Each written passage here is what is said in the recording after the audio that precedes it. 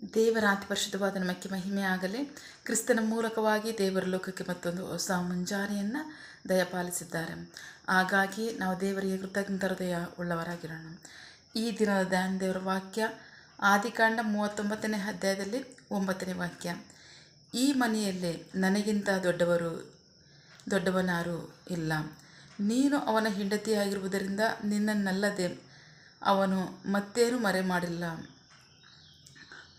ಆಗಿರುವಲ್ಲಿ ನಾನು ಈ ಮಹಾ ದುಷ್ಕೃತ್ಯ ಮಾಡಿ ದೇವರಿಗೆ ವಿರುದ್ಧವಾಗಿ ಪಾಪ ಮಾಡುವುದು ಹೇಗೆ ಎಂದನು. ದೇವರಿಗೆ ಸ್ತೋತ್ರ. Genesis chapter 39 word 9. I have as much authority in this house as he has, and he has not kept back anything from me except you. You have, how then could I do such an immoral things and sin against God? ದೇವರಿಗೆ ಸ್ತೋತ್ರ. ನಾವು ವಾಕ್ಯಭಾಗ ನೋಡ್ತಾ ಇದ್ದೀವಿ. ಪ್ರೀತಿದವ್ರ ಮಕ್ಕಳೇ, ವಾಕ್ಯಭಾಗದಲ್ಲಿ ಮುಂಜಾನೆ ಸಮಯದಲ್ಲಿ ಕರ್ತನಾದ ಸರ್ವಶಕ್ತನ ದೇವರು ನಮ್ಮ ಸಂಘ ಮಾತನಾಡ್ತಾ ಇದ್ದಾರೆ. ಈ ಮನೆಯಲ್ಲಿ ನನಗಿಂತ ದೊಡ್ಡವರು ಯಾರೂ ಇಲ್ಲ. ನೀನು ಅವನ ಹೆಂಡತಿ ಆಗಿರುವುದರಿಂದ ನಿನ್ನನ್ನಲ್ಲದೆ ನನಗೆ ಮತ್ತೇನು ಮರೆ ಮಾಡಲಿಲ್ಲ. ಹಾಗಿರುವುದರಿಂದ ನಾನು ಈ ಮಹಾ ದುಷ್ಕೃತ್ಯವನ್ನು ಮಾಡಿ ದೇವರಿಗೆ ವಿರುದ್ಧವಾಗಿ ಪಾಪ ಮಾಡುವುದು ಹೇಗೆ ಎಂದನು. ದೇವರಿಗೆ ಸ್ತೋತ್ರ.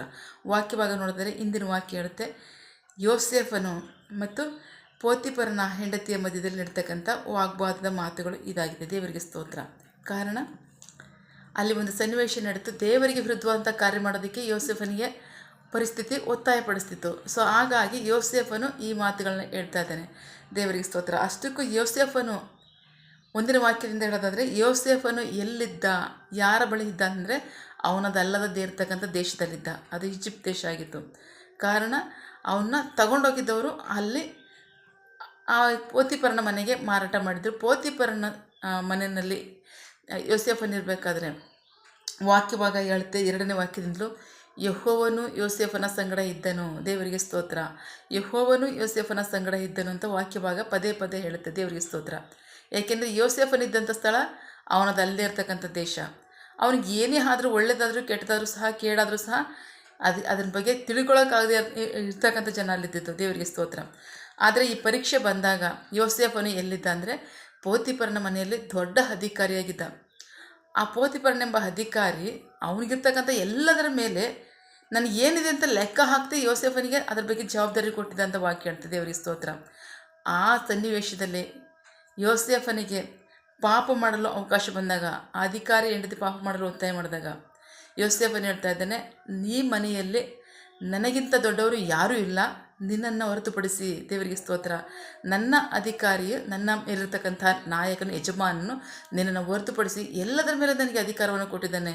ನನಗಿಂತ ದೊಡ್ಡವರು ಅಥವಾ ನನಗೆ ಗೊತ್ತಿಲ್ಲದೆ ಇರತಕ್ಕಂಥ ಯಾವ ವಸ್ತುಗಳು ಸಹ, ನನ್ನ ಅಧೀನಕ್ಕೆ ಒಳಪಡದಿರ್ತಕ್ಕಂಥ ಯಾವ ವಸ್ತುಗಳು ಸಹ ಇಲ್ಲ. ಸೊ ಆದರೆ ನಾನು ನನ್ನ ದೇವರಿಗೆ ವಿರುದ್ಧವಾಗಿ ಇಂಥ ಪಾಪ ನಾನು ಹೇಗೆ ಮಾಡಲಿ? ದೇವರಿಗೆ ಸ್ತೋತ್ರ. ಆದರೆ ಆ ಪಾಪ ಮಾಡೋದಕ್ಕೆ ಒತ್ತಾಯ ಪಡಿಸಿದ್ದು ಅಷ್ಟಕ್ಕೆ ನಿಲ್ಲ. ಯೋಸೇಫನ್ನ ಸೆರೆಮನೆಗೆ ಹಾಕಿಸುವವರೆಗೂ ಸಹ ಆ ಒಂದು ಕಾರ್ಯ ಅಲ್ಲಿ ನಡೆಯಿತು. ದೇವರಿಗೆ ಸ್ತೋತ್ರ. ವಾಕ್ಯವಾಗಿ ಹೇಳುತ್ತೆ, ಯೆಶಾಯ ಪ್ರವಾದಿ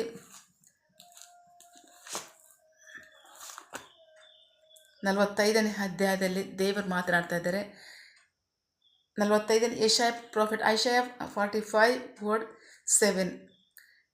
ನಾನು ಬೆಳಕನ್ನು ರೂಪಿಸುವವನು, ಕತ್ತಲನ್ನು ನಿರ್ಮಿಸುವವನು, ಸಮಾಧಾನವನ್ನು ಉಂಟು ಮಾಡುವವನು, ಕೆಟ್ಟದ್ದನ್ನು ನಿರ್ಮಿಸುವವನು ನಾನೇ, ಯೆಹೋವನಾದ ನಾನೇ ಇವುಗಳನ್ನೆಲ್ಲ ಮಾಡುತ್ತೇನೆ. ದೇವರಿಗೆ ಸ್ತೋತ್ರ. ಅಲ್ಲಿ ದೇವರು ಹೇಳ್ತಾ ಇದ್ದಾರೆ, ಪ್ರತಿಯೊಂದು ಕಾರ್ಯವೂ ಸಹ ನನ್ನಿಂದಲ್ಲದೆ ನಡೆಯಲ್ಲ. ದೇವರಿಗೆ ಸ್ತೋತ್ರ. ಒಳ್ಳೆಯದಾಗಲಿ ಕೆಟ್ಟದಾಗಲಿ, ಕತ್ತಲಾಗಲಿ ಬೆಳಕಾಗಲಿ, ಪಾಪವಾಗಲಿ, ಒಳ್ಳೆಯ ಕಾರ್ಯಗಳಾಗಲಿ, ಪರಿಶುದ್ಧತೆ ಆಗಲಿ ನನ್ನಿಂದಲ್ಲದೆ ಯಾವುದು ನಡೆಯಲ್ಲ ಅಂತ. ದೇವರಿಗೆ ಸ್ತೋತ್ರ. ಆದರೆ ಈಗ ಪರೀಕ್ಷೆ ಎಲ್ಲಿಂದ ಬರ್ತಾ ಇದೆ? ಯೋಸೇಫನಿಗೆ ದೇವರ ಕಡೆಯಿಂದಲೇ ಪರೀಕ್ಷೆ ಅನ್ವಯಿಸಲ್ಪಟ್ಟಿದೆ. ದೇವರಿಗೆ ಸ್ತೋತ್ರ. ಸೊ ಯಾತಕ್ಕೋಸ್ಕರ ಅಂದರೆ ಯೋಸೇಫನು ನಂಬಿಗಸ್ತನೇ ಆಗಿದ್ದಾನ, ಯೋಸೇಫನು ಪರಿಶುದ್ಧನಾಗಿ ಜೀವಿಸ್ತಾನೆ ಅನ್ನೋದಕ್ಕೆ ಪರೀಕ್ಷೆ ಬರ್ತಾಯಿದೆ. ದೇವರಿಗೆ ಸ್ತೋತ್ರ. ಈಗ ಇನ್ನೊಂದು ವಾಕ್ಯ ನೋಡೋಣ. ಕೊಲೊಸ್ಸೆಯವರಿಗೆ ಬರೆದ ಪತ್ರಿಕೆ 3ನೇ ಅಧ್ಯಾಯದಲ್ಲಿ 22ನೇ ವಾಕ್ಯ. ಕೊಲೊಸ್ಸಿಯನ್ಸ್ ಚಾಪ್ಟರ್ 3 word 22.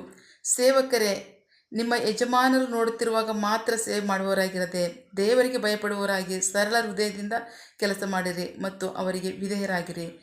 ನೀವು ಏನನ್ನು ಮಾಡಿದರೂ ಅದನ್ನು ಮನುಷ್ಯರಿಗೋಸ್ಕರವೆಂದು ಮಾಡದೆ ಕರ್ತನಿಗೋಸ್ಕರವೇ ಎಂದು ಹೃದಯಪೂರ್ವಕವಾಗಿ ಮಾಡಿರಿ. ಕರ್ತನಿಂದ ಬಹುಮಾನವಾಗಿ ಪ್ರತಿಫಲವನ್ನು ಹೊಂದುವಿರೆಂದು ತಿಳಿದಿದ್ದೀರಲ್ಲ, ಏಕೆಂದರೆ ನೀವು ಕರ್ತನಾದ ಕ್ರಿಸ್ತನನ್ನು ಸೇವಿಸುವವರಾಗಿದ್ದೀರಿ. ಆದರೆ ಅನ್ಯಾಯ ಮಾಡುವವರು ತಾನು ಮಾಡಿದ ಅನ್ಯಾಯಕ್ಕೆ ತಕ್ಕದ್ದನ್ನು ಹೊಂದುವನು ಮತ್ತು ಅದರಲ್ಲಿ ಪಕ್ಷಪಾತವಿರುವುದಿಲ್ಲ. ದೇವರಿಗೆ ಸ್ತೋತ್ರ. ಪ್ರೀತಿ ದೇವ್ರ ಮಕ್ಕಳೇ, ದೇವರಿಂದಲ್ಲದೆ ಯಾವ ಒಳ್ಳೆಯದಾಗಲಿ ಕೆಟ್ಟದಾಗಲಿ, ಪಾಪವಾಗಲಿ ಪರಿಶುದ್ಧತೆಗಾಗಲಿ ಪರೀಕ್ಷೆಗಳು ಬರಲ್ಲ. ಪರೀಕ್ಷೆಗಳು ಅವರಿಂದನೇ ಬರ್ತಿದೆ. ನಮಗೆ ಕೊಟ್ಟಿರ್ತಕ್ಕಂಥ ಜವಾಬ್ದಾರಿ ಅವರೇ ಆಗಿದ್ದಾರೆ. ಇದರಲ್ಲಿ ನಾವು ನಂಬಿಗಸ್ತರಾಗಿ ನಡ್ಕೊಳ್ಳೇಬೇಕು ಅಂತ. ನಾವು ಯಾವಾಗ ನಂಬಿಗಸ್ತರಾಗಿ ನಡ್ಕೋತೀವೋ ಅದು ದೇವರಿಗೂ ಮೆಚ್ಚುಗೆ ಆಗಿರುತ್ತೆ. ಅಷ್ಟು ಮಾತ್ರ ಅಲ್ಲ, ಅದು ಆಶೀರ್ವಾದಕರವಾಗಿರುತ್ತೆ. ತಪ್ಪು ಮಾಡ್ತಕ್ಕಂಥವ್ರಿಗೆ ಪಕ್ಷಪಾತವಲ್ಲದೆ ನ್ಯಾಯ ತೀರ್ಪಾಗುತ್ತೆ ಅಂತ ವಾಕ್ಯ ಹೇಳುತ್ತೆ. ದೇವರಿಗೆ ಸ್ತೋತ್ರ. ಸೊ ಹಾಗಾಗಿ ಯೋಸೇಫನ ಸಂಗಡ ಇದ್ದು ದೇವರು ಆಶೀರ್ವದಿಸ್ತರು. ಅಷ್ಟು ಮಾತ್ರ ಅಲ್ಲ, ಪರಿಶೋಧಿಸ್ತರು. ಏನಕ್ಕೋಸ್ಕರ ಅಂದರೆ ಯೋಸೇಫನೇ ಇನ್ನೂ ಉನ್ನತವಾದ ಸ್ಥಾನ ತೆಗೆದುಕೊಂಡು ಹೋಗೋದಕ್ಕೋಸ್ಕರವಾಗಿ. ಹಾಗಾಗಿ ನೀವೆಲ್ಲಿದ್ದೀರಾ, ಯಾವ ಪರಿಸ್ಥಿತಿಲಿದ್ದೀರಾ, ಏನು ಮಾಡ್ತೀರಾ ಅನ್ನೋದು ಮುಖ್ಯ ಅಲ್ಲ. ಎಲ್ಲ ಕಾರ್ಯಗಳನ್ನು ನಾವು ದೇವ್ರಿಗೋಸ್ಕರನೇ ಮಾಡ್ತೀವಿ. ದೇವರ ಚಿತ್ರದಲ್ಲಿ ನಡೀತಿದೆ. ಪರೀಕ್ಷೆಗಳಾಗಲಿ ಅಥವಾ ಯಾವುದೇ ಒಳ್ಳೆ ಜವಾಬ್ದಾರಿಗಳಾಗಲಿ ಅದು ದೇವರಿಂದ ಅಲ್ಲದೆ ನಡೆಯಲ್ಲ.